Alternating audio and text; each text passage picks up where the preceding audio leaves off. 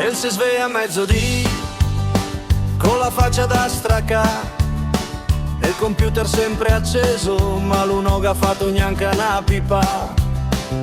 Disse sto progettando, ma è solo una balla, e passa ore a fora scroll come una bestia in stalla, e parla di idee, di rivoluzione, di fare il botto, ma l'unica roba che il finisce è il panin de mezzogiorno e 8. L'architetto cornuto, un fallito su tutto, e promette miracoli ma non tira fuori neanche un frutto.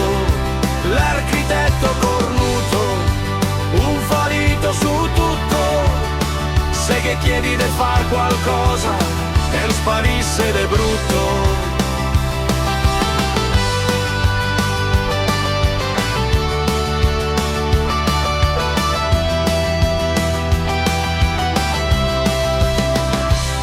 Il cad aperto, ma solo par bellezza, e il che dà una guardata e poi torna la pigressa.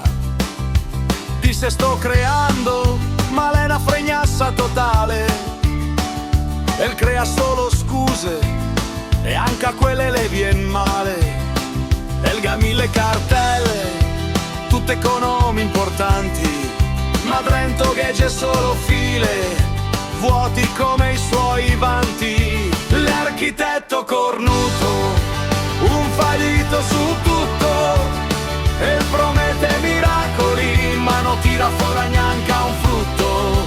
L'architetto cornuto, un fallito su tutto, se che chiedi di far qualcosa e sparisce de brutto.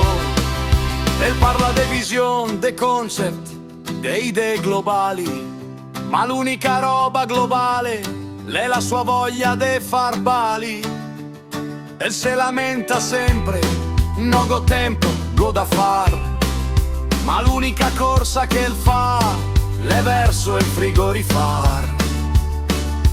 È il genio, ma solo nel suo cervello, fuori dal monitor è un disastro proprio bel.